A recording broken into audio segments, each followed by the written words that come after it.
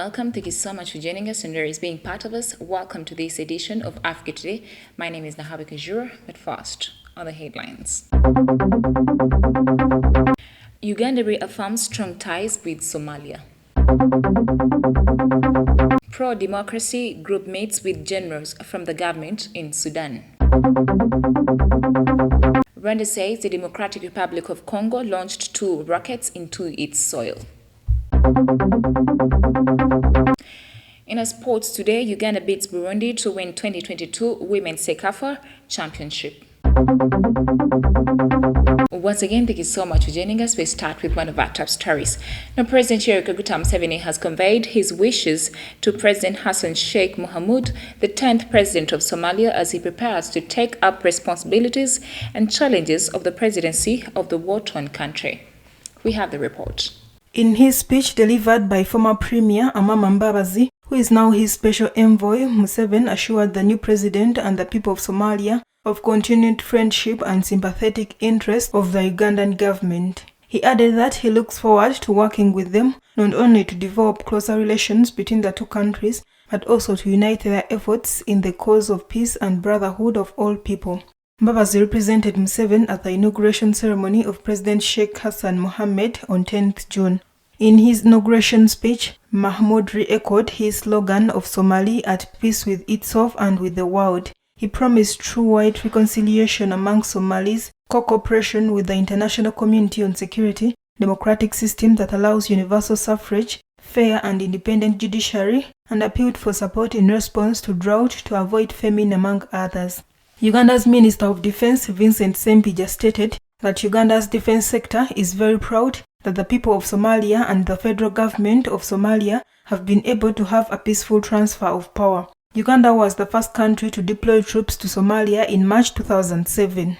Away from that, the chairman of the People's Front for Transition, Dr. Kizza Besigye, has said that he is going to protest against the national budget, which he says is too exorbitant for the current economic times. Now, Besigye has urged Ugandans to wake up and peacefully stand against rising commodity prices. Nalugo has the report.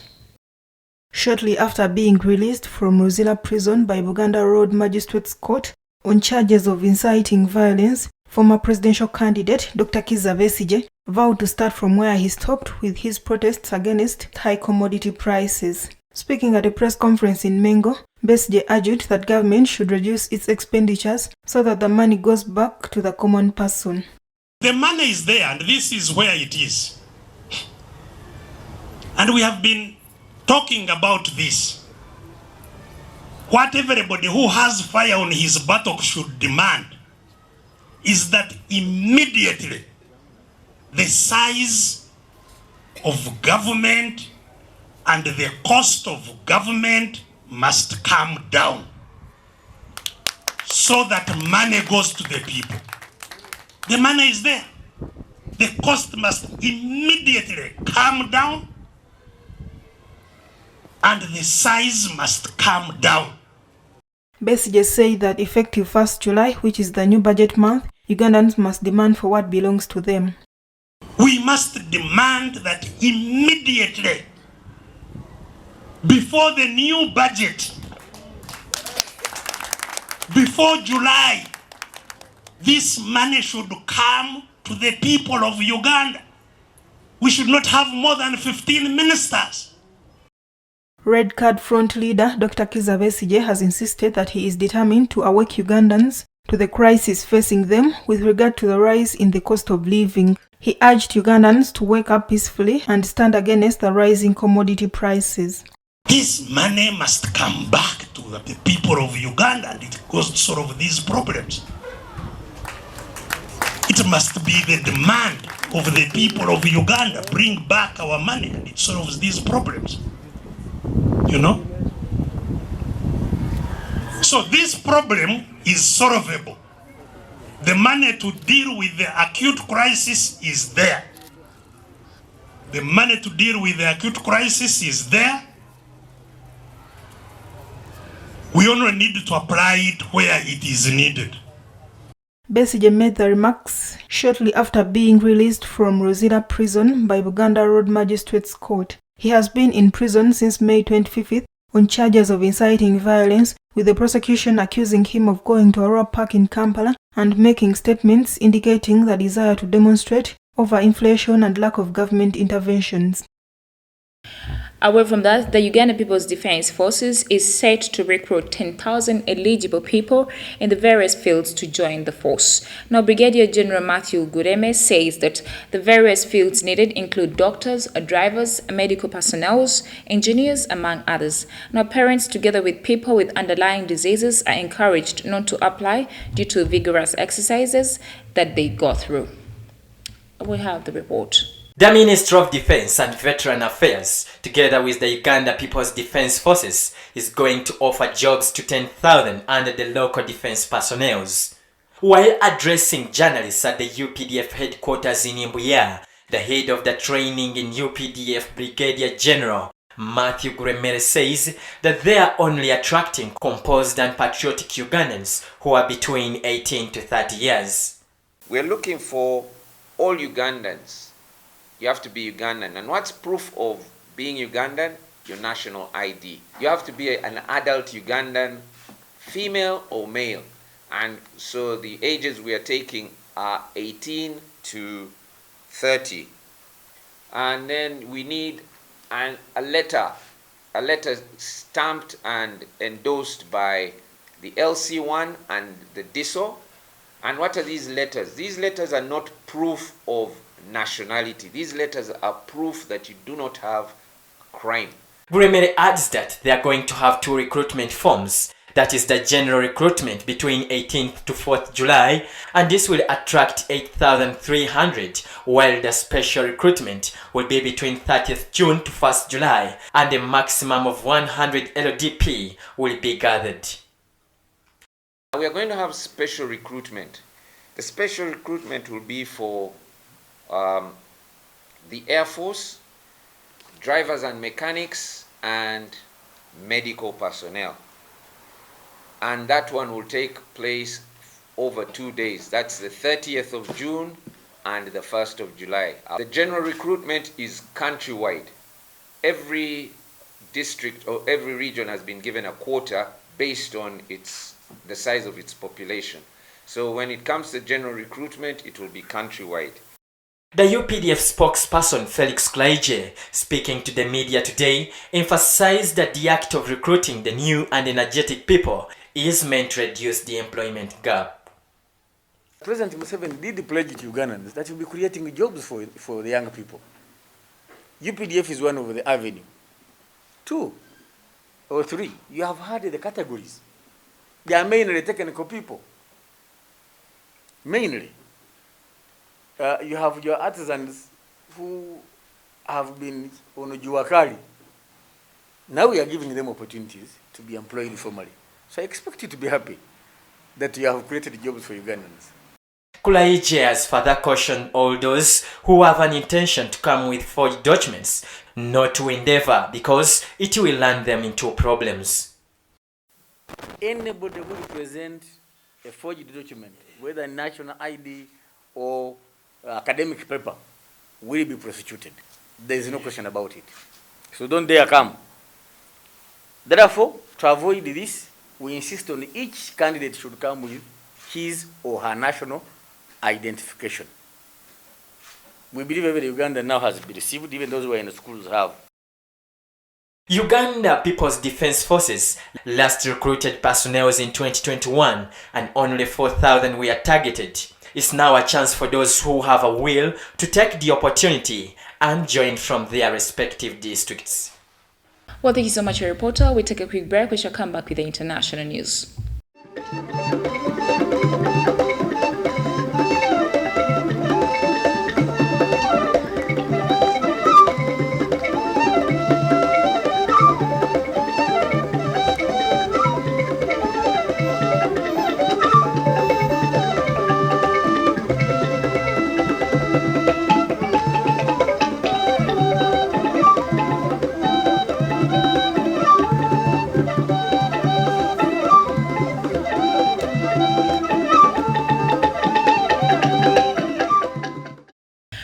Welcome back from the break. You're still watching TV Africa, the right to know.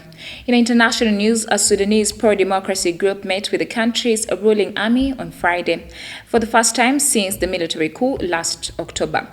No civilians were represented by members of the Forces of Freedom and Change, an alliance which combined several political parties and militants.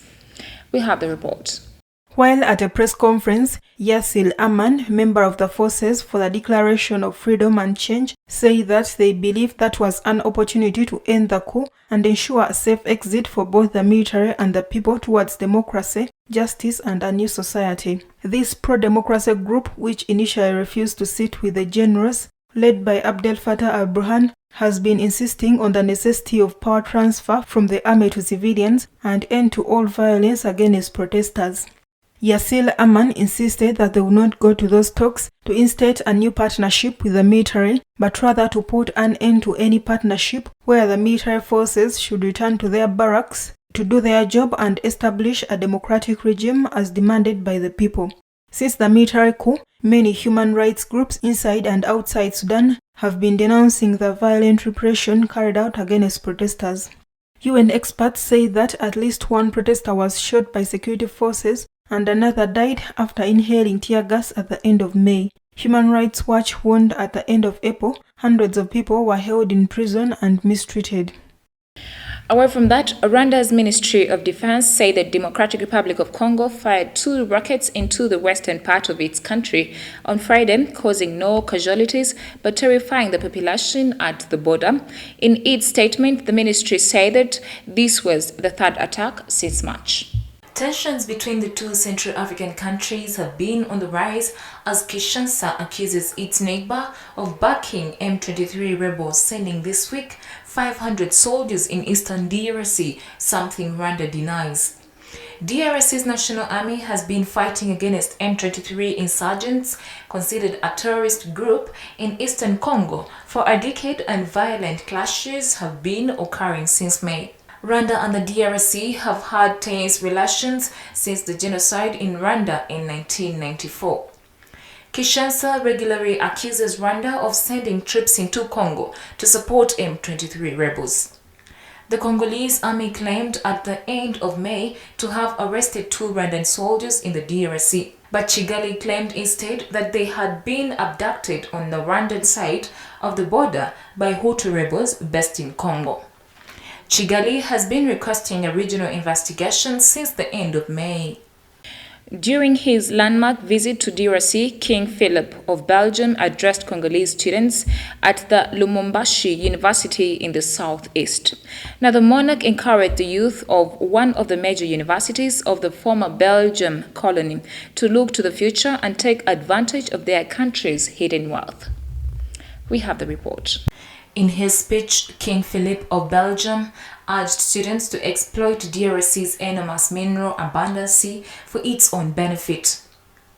He said that Congo possesses plenty of wealth in its subsoil and told them to get the most value out of this natural richness in their own country for the benefit of the Congolese people. Philip acknowledged this week the colonial regime had inflicted pain and humiliation through a mixture of paternalism, discrimination, and racism.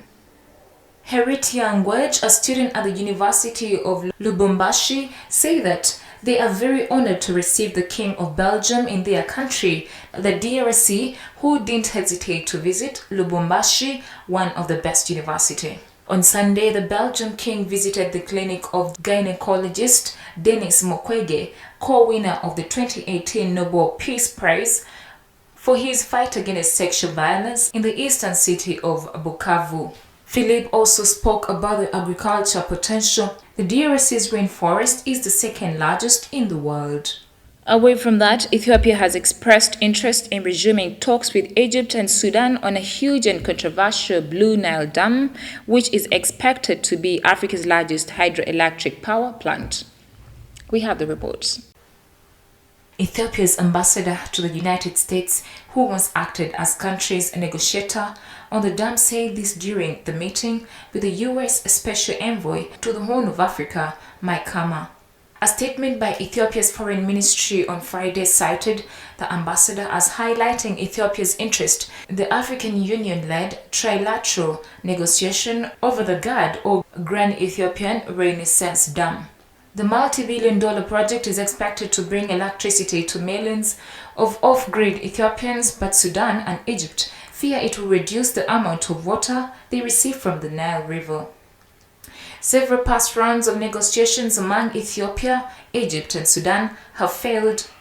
Egypt fears a quick filling of the dam will reduce its share of Nile waters, a binding legal agreement in the case of a dispute.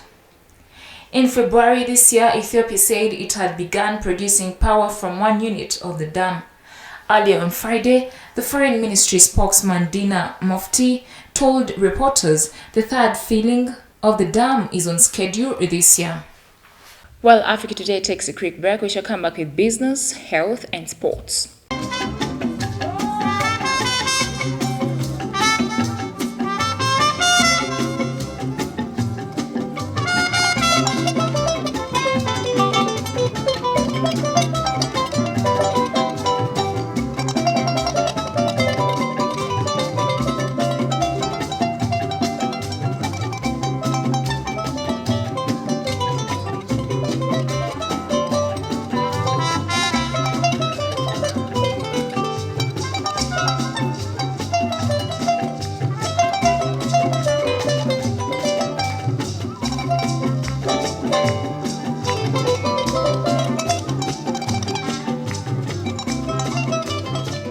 Welcome back from the break. You're still watching TV Africa, the right to know.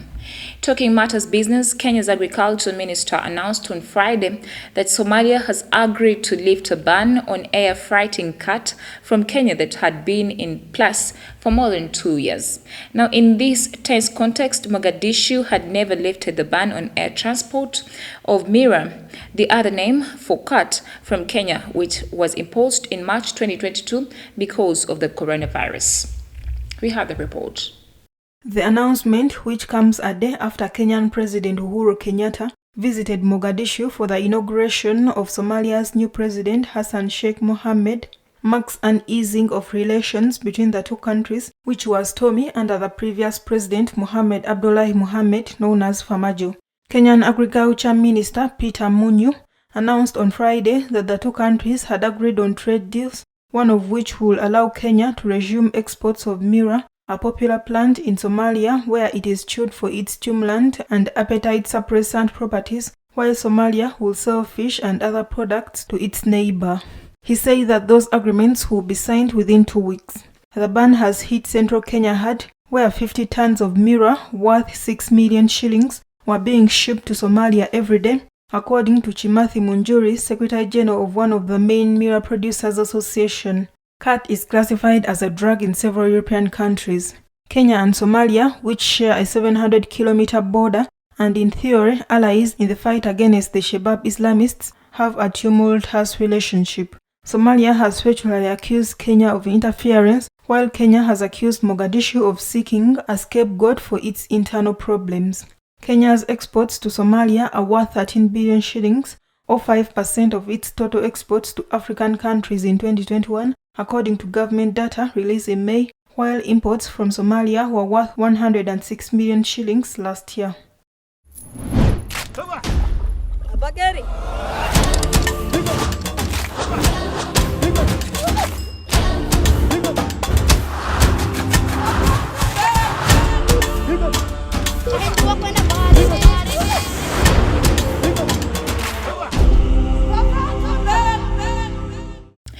In our health news today, the Ministry of Health has said it is soon carrying out vaccination for children, but this will not be done without the consent of the parents. Now, in a statement by the Director General of Health Services, Dr. Henry Mwebesa, the ministry said that there has been several media reports indicating that children between the age of 12 and 17 would be vaccinated without their parents' consent, but dismissed this as untrue. Take a look at the story. According to Dr. Mwebesa, the ministry would like to reiterate that no child will be vaccinated against COVID-19 against their parents, guardian, or caretaker's consent during the vaccination of children. He explained that while government would like to boost the immunity of children against COVID through vaccination, discussions are still ongoing with all the key stakeholders, including parents, on the best approach to be taken. The development comes on the backdrop of reports of a rise again in COVID cases in the country. Last week, the Health Minister, Dr. Jane Ruth Acheng, warned that the country has started experiencing an increase in the number of daily infections, just like it was last year in January, when the deadly Omicron variant hit the country, killing several people. In April, government further relaxed the COVID restrictions by asking that fully vaccinated members of the public would not be required to wear face masks when they are outdoors, provided there are no crowds. However, the vulnerable and high-risk population, including those aged 50 years and above, and people with comorbidities irrespective of their age, were asked to wear face masks all times, whether vaccinated or not.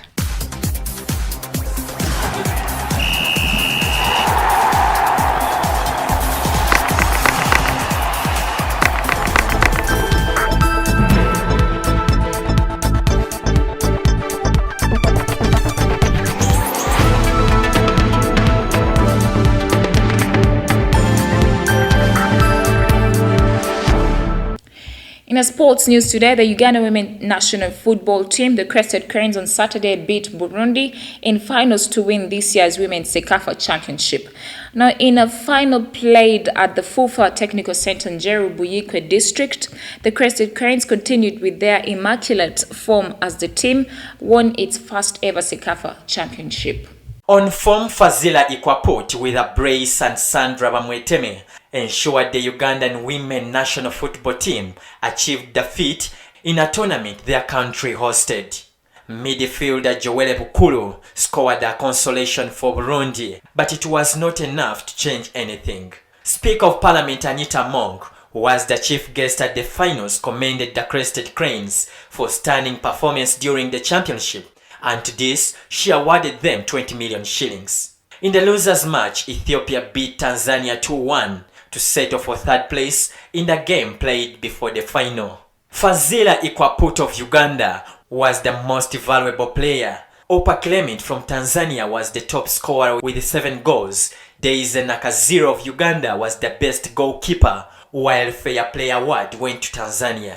We continue to congratulate the Crested Cranes. Thank you so much for joining us from where we started from.